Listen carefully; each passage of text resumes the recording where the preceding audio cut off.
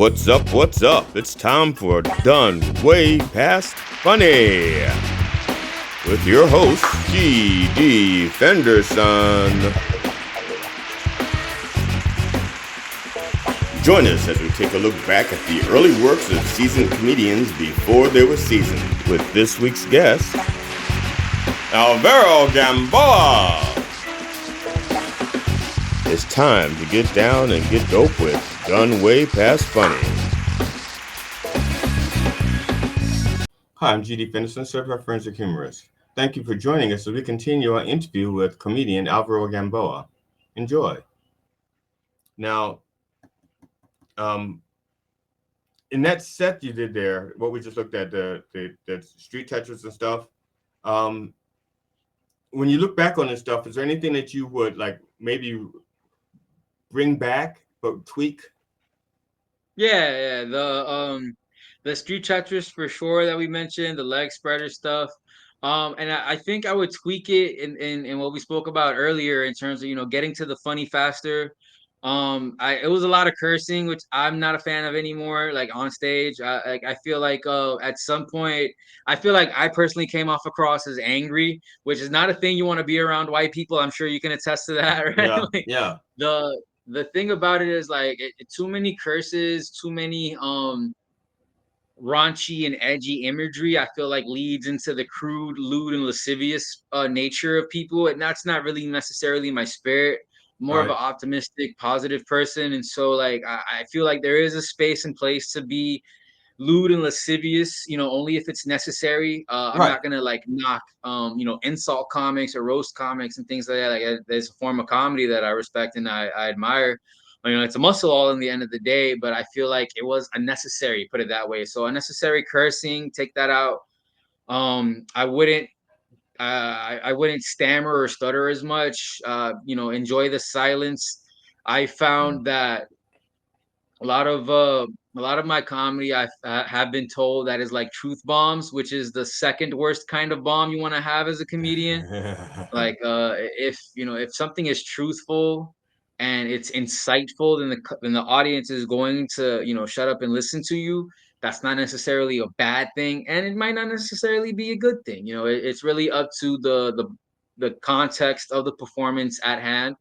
And so like I try to like, I would probably break down those bits more into trying to get more laughs per minute out of those bits, because I feel like those, again, like I feel like at the time it was my crown jewel, and I still hold pride for that bit because it could be clean and it could be dirty.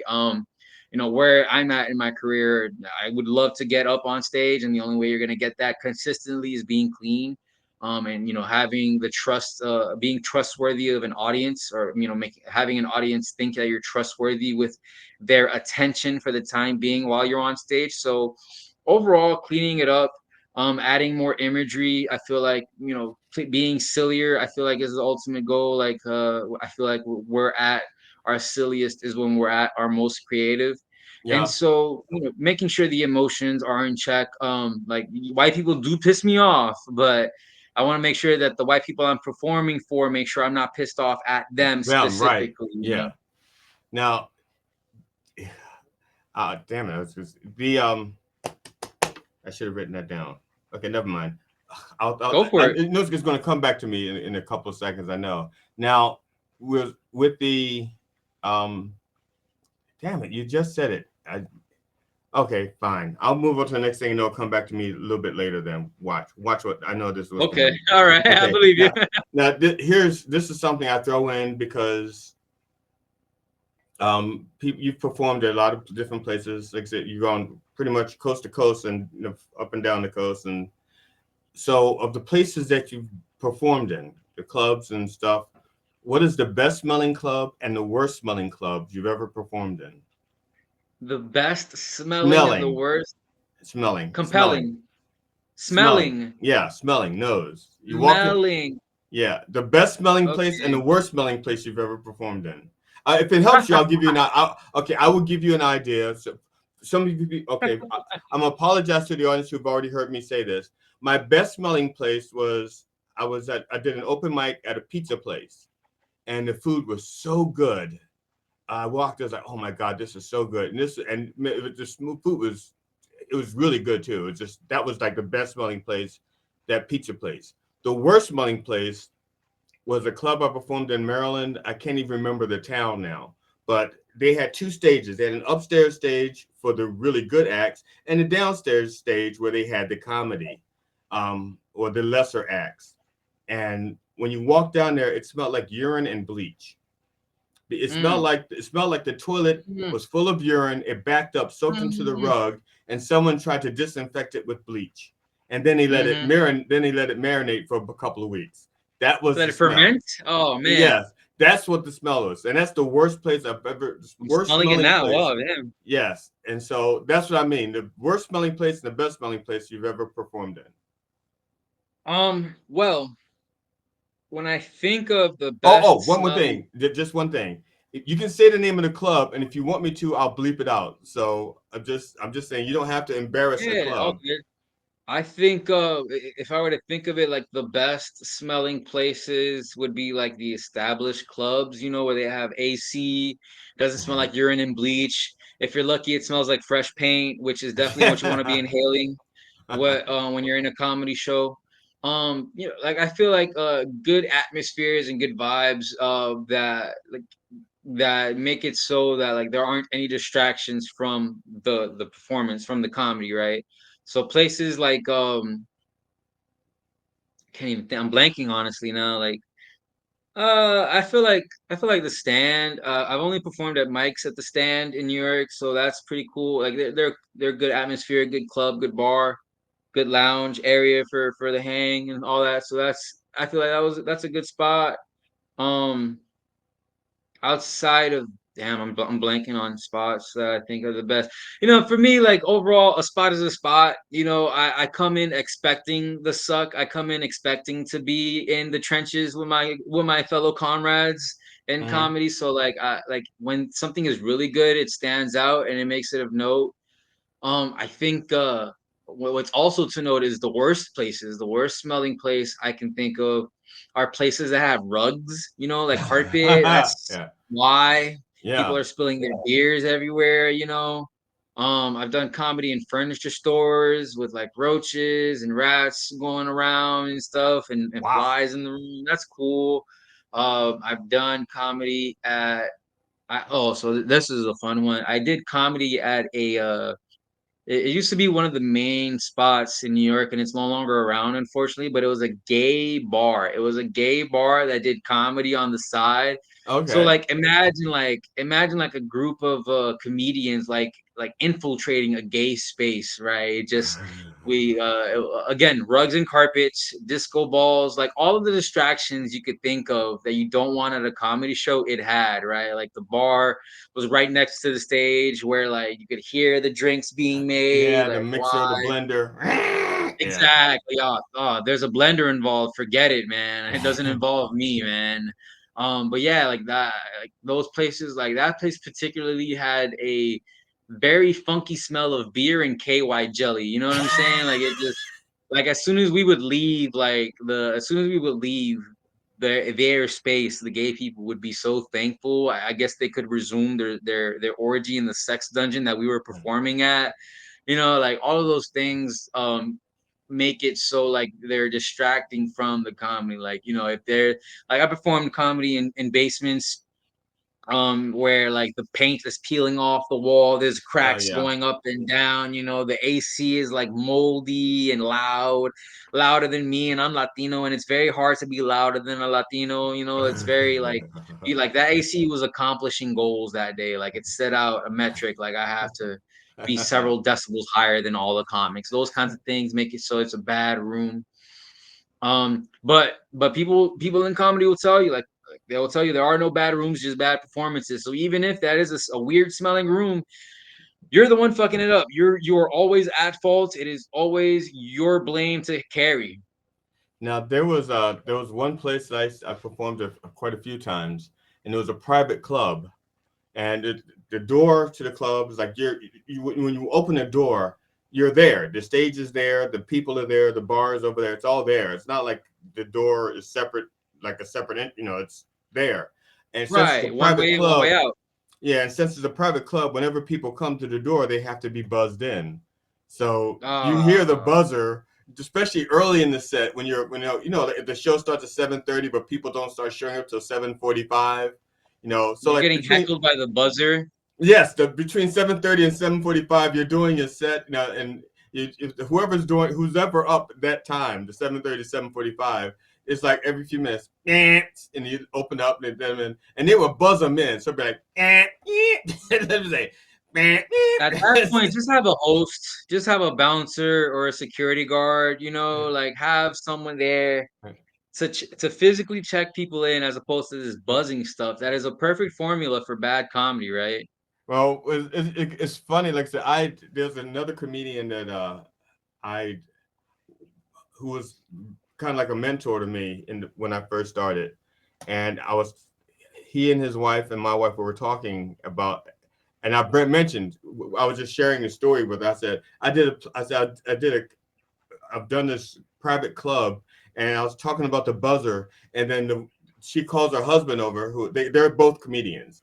And she calls him over and says, "Remember that place we did?" And we're all sharing the buzzer stories. It's like, man, so it was just funny that I said it's like I said, but it was a decent place. I liked it, and if it was still available, I would still drive there and still perform there. I liked it. It was usually packed, um, and the audience was responsive as hell. You know, so I liked them. Although at that particular this club was in West Virginia, and I do quite a few things in my comedy. And one of the things I do in my comedy is sometimes I'll do song parodies. And I did a song parody of a Stevie Wonder song. And so this guy, I did a Stevie Wonder song. Everybody applauded and so forth. It was great. It was my finale.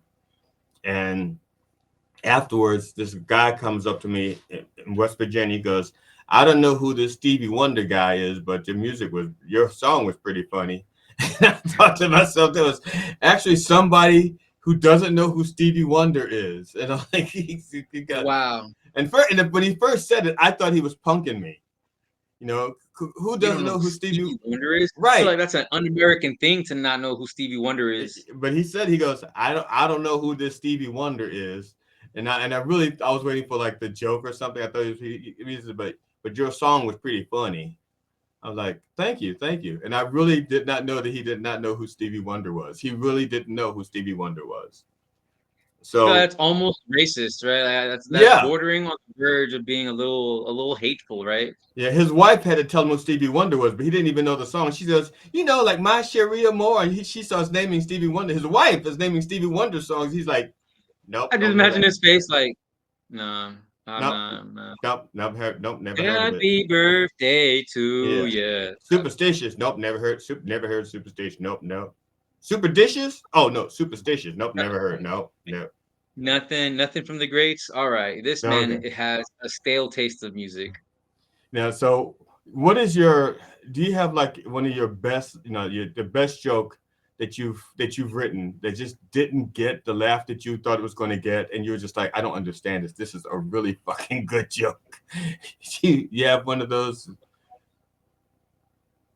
I have so many of those. I, I can't draw up just one, but usually, like, so as of late, I've adopted the philosophy of having, like, a comedy shelf, like, Mm-hmm. where, like, I had to learn that, in art, any art form, a piece of art is never fully completed. It's just abandoned, right? At some point, you abandon it.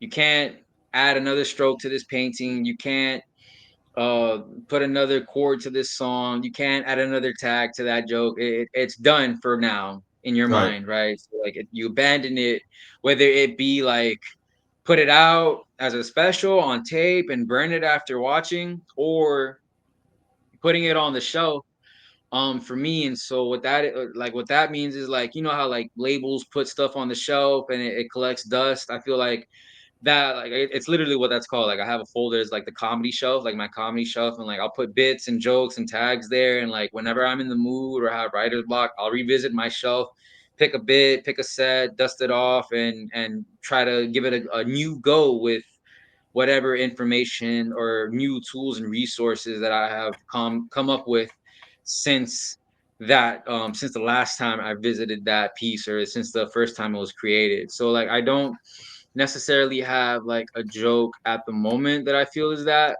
but I do have, like, some jokes that aren't finished just yet, that are on the shelf collecting dust, just waiting for me to revisit it when I'm ready. Now I'm going to plot. I have a few more questions for you, but I'm going to put in the third and final episode, the third and final part of your Let's 9. Oh, we made it, ladies and gentlemen, boogers and Yes. germs. We made it to the final piece. All right. Here's the third piece of the puzzle right here. So guys, being in New York for the couple years that I've been here, I've conducted my research, collected my data, and I just realized that I'll never understand white people. I never will, guys. They talk through stand-up shows.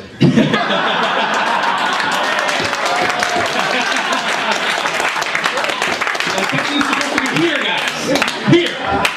They do like the craziest things possible. Like parkour is the perfect example. Like white people run for the fun of things.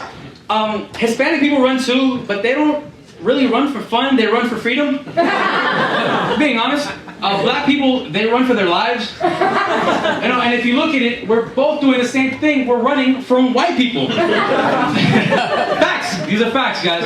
White people go ahead and invent crack cocaine and Reaganomics and expect us to forget where it came from. Like, that's crazy to me, guys. You will never see a Spanish person doing crack cocaine on TV. Never. All right, listen, the day I bring a family member the day I bring a film crew to watch my family do crack cocaine is the day I ask for an ass beating, okay? That's the one day I ask for. And so, white people, like, I got invited to do hot yoga by some white friends of mine. Fuck that. Okay, I'm sweaty enough as it is. You mean to tell me you want to purposefully make me sweat? Not doing it. Not doing it at all. Not my style, guys. And to be honest with you guys, I'll leave you with this. Being in New York for 2 years and developing my white friend range in database, I realized that my one pet peeve with being Spanish is being mistaken where I'm from. And so I tell my white friends where I tell my white friends where I'm from, I tell people where I'm from, I tell them, hey, I'm Spanish, before anything else is divulged to them. Any more information, tell me, oh, you're Spanish? What part of Mexico are you from? You racist bitch. Listen, just because I have a burrito in my hands does not mean you can stereotype, okay? This is not what that's about. I realize the irony of being in the Latino Pride line, but please understand, this is rush hour at Chipotle, okay? Place the order and go. White rice, pinto beans, chicken, keep it moving, guys. Thank you, have a good one, guys.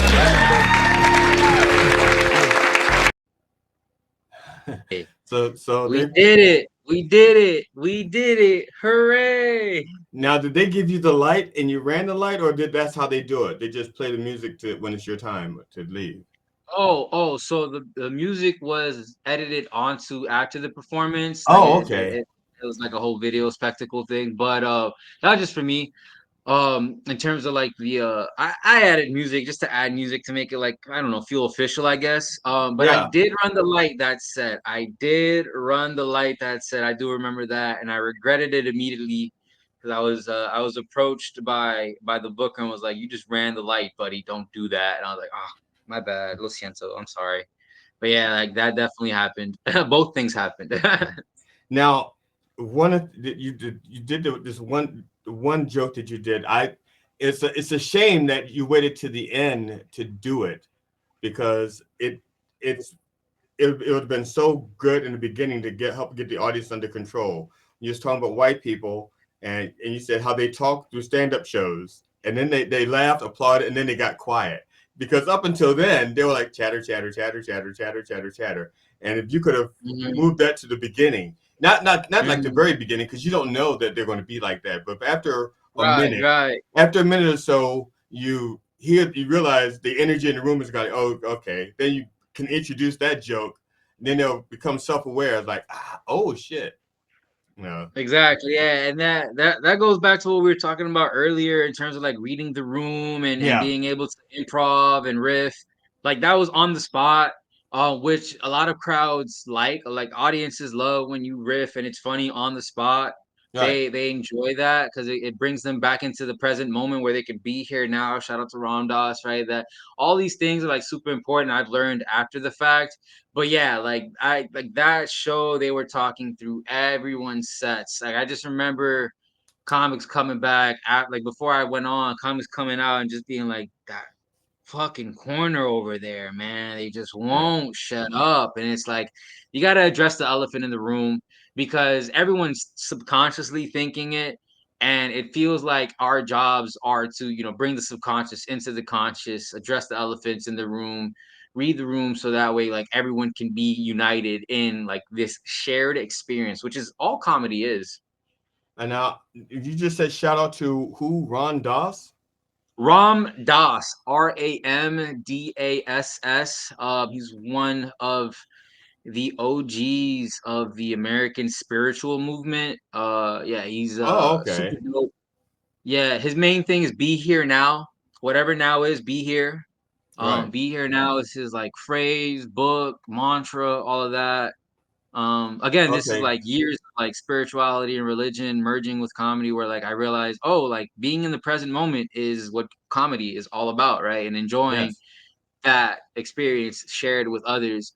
So all these things like really add up into my experience and knowledge and being able to connect it all into whether it be through jokes or through riffs and being able to quell the room to get them to actually listen to you, right? It all pays Right. off. Hard work pays off.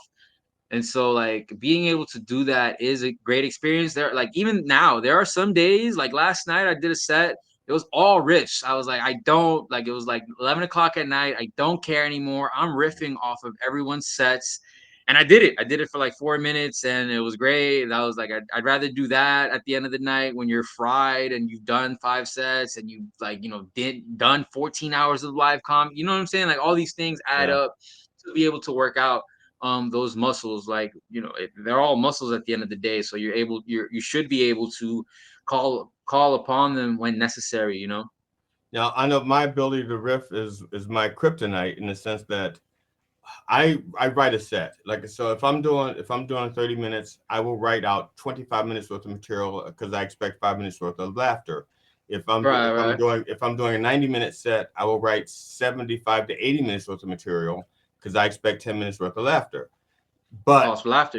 yeah, but the thing is, sometimes somebody will say something, or even nobody, even if it's just laughs, like somebody may like laugh and go like, uh, I did one thing, and one guy, I was doing a bit, and people were applauding and clapping, and then one guy yells, "Preach!" Now that's not something that I expect to hear at a comedy show, and it distracted me long enough for me to go like to just follow this preach thing for a second. But the thing is, you do that. I'm a storyteller. Okay. I'm not I Mm-hmm. do jokes. If I have to trim 5 minutes because I riffed for 5 minutes, I have to be able to cut out 5 minutes. I can't just say, "Oh, I won't do these jokes." You know. Mm-hmm. And so now I've now gotten to the point where I know how long my last bit is. Like I know if I know my closing bit is 7 minutes long, I will, and I know I'm going over. And when they like me or I get to say, okay, I will stop whatever it is. I just say, okay, well, this 15 minutes is not, I'm gonna skip this 15 minutes and go to the end. So I have a Right. story. I will finish Mm-hmm. the story and skip to the end, which in the very beginning, I don't think I had that skill set.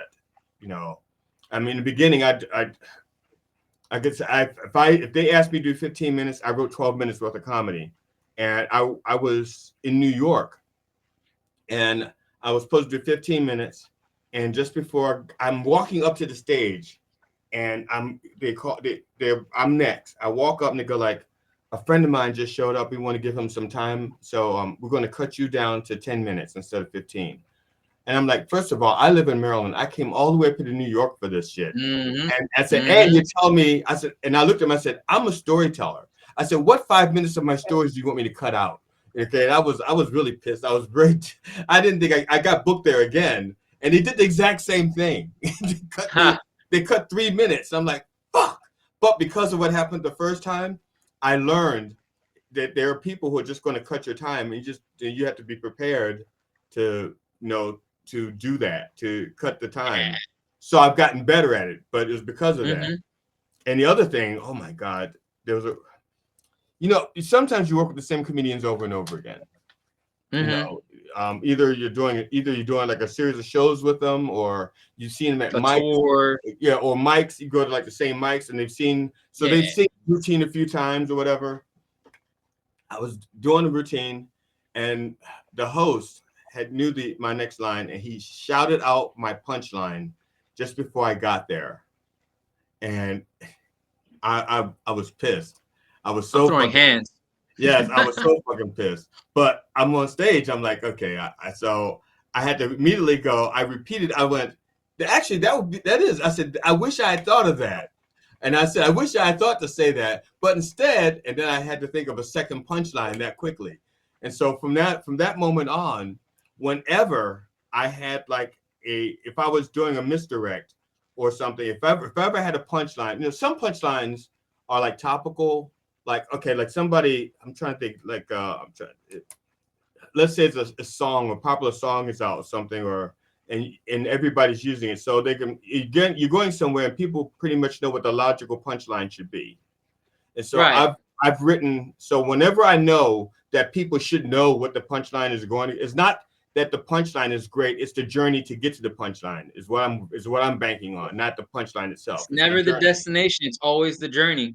Right. So sometimes it's like, yeah, I know that's a hack punchline, but the journey to get there is what's going to make that punchline worth it, so to speak. It's the journey, not the punchline. So if I have an obvious punchline that's coming up, I will write 2 or 3 endings now. So that if somebody yells something out, I go, that's good. Bases. Yeah. And I'm ready to go with another one, or, and, or I could even, if the room reads differently, I could also use a different punchline. So sometimes I have like 2 or 3 punchlines in reserve for that. Yeah, exactly. That's a good point. For me, like I mentioned earlier, you have 15 seconds to lock in. You have 7 to 10, 15 seconds when you first get on stage to lock in and make sure the crowd is on you. And I've had to learn since then, when you see the light, you have about 30 seconds to get the hell out of there. So making sure that I have quick ins and outs are super important. Your openings and closings are super quick, super funny. And that they pack a punch, so that way you're able to be professional and leave and come in and leave whenever you're scheduled for, right? And like, I've been bumped, you're gonna get bumped. I've had to recognize that at the end of the day, it's nothing personal, it's always business. Even when it feels personal, even when it actually is personal, it's all business. It's all business. And so, like, I've hosted and produced shows as well, where it's like, okay, this guy is doing 12, this guy's doing 7. It's weird increments, whatever, guest spot is 5, and like, you just got to deal with it. You got to roll with the punches. And so being able to know like how long this joke is and how long this bit is and how long this set is allows me to like stack it, build it, deconstruct it, reconstruct it however need be. Like sometimes I'll have my closer as my opener and my opener as my closer to like make sure like they're both rock solid ends. It was super helpful. It's been super helpful for me in being able to like understand, all right, like if your opener is better than the riff, go with the opener. But if the riff is better than the opener, you might got to go with that riff, buddy. You might got to go with that riff and save the opener for the closer, or do the opener right after the riff. It doesn't matter. But is it funny? If it's not, shut up, right? Rule number 1 in comedy, is it funny? Rule number 2, there are no rules. Make it up as you go. And that's like all I've been doing these past couple of years in comedy. Now, who would make you nervous to be sitting in the audience? You're starting your set, you look out in the audience and you see this one person and it makes you nervous. Either makes you uncomfortable, like maybe I don't want to do the set now, or just like, oh shit, I didn't know they were going to be in the audience. Who could make you nervous to sitting in the audience? A booker, that's who can make me nervous. They hold my career in their hands, like it doesn't feel good being at the gate and looking at the gatekeeper in their eyes while you're performing. You're shucking and jiving just to be able to enter this gated community. Like, so there's that. I performed in front of my family, which is dope. I wasn't necessarily like nervous for the performance. It was more so nerves for like their reception of it, how they receive me telling jokes. So there's that. I performed in front of strangers. I performed in front of hot and ugly women. So like it doesn't really matter. Like I feel like an audience is an audience. My goal at the end of it is to be able to make sure that we all connected for that brief moment on stage, which is like, you know, the most important thing is did they connect? Did what I say resonated? Did it touch their spirit in a way where I'm going to be remembered after I leave? Like, you know, you could be like, hey guys, this is my time. My name's Alvaro. My name's GD. That's my time. Thanks, man. Peace out. Like, no one really cares. No one really cares. And like, you know, no one really cares until they know your name. But it's more so like the material. Do they connect with the experience that they had and they shared with me? Which is like, I think the overarching goal of comedy, I think it should be, right? Right. Now, if you, I don't know if you do private events or private parties, but if you were booked for, let's say a surprise birthday party for someone who's like 70 years old or something, you know, you get booked in advance, you're paid in advance, and the day before the event, that person dies. Okay, so now they want to cancel the party, they want to cancel the event. Do you refund their money? Okay. GD, why did you trap me with this terrible question? Like I got trapped by an ICE agent right now. What the hell? This is. I can neither confirm nor deny that they will be getting a refund for their purchase. I feel like I'd ask to do this show. So I've never done private shows or parties, but please book me. I would love to do them, right? Like I feel like I would ask if instead of having it be like a private party for a living person, if we could have it as a private wake for a dead person, right? Like I would.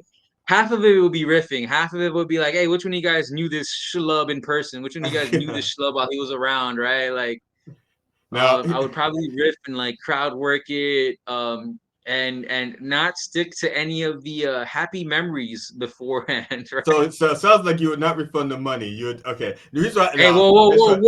Don't you dare put words in my mouth. I'm not just saying. It sounds like you wouldn't. Okay, I'm not. Okay, we'll go with your answer as stated. Your answer as stated. The show must go on, GD. The show must go on. Okay. Now, I asked another comedian this, a friend of mine named Stefan Braxton. Okay, I asked him the exact same question, and this is his answer. No, I tell him I'm keeping the money and I can do the show at the wake. Exactly. That's the spirit. That's why I laughed. That's what he does. Hi, I'm GD Fenderson, certified forensic humorist. Thank you for watching this episode of Done Way Past Funny with our guest Alvaro Gamboa. Join us as we continue our interview, and when you come back, bring a friend.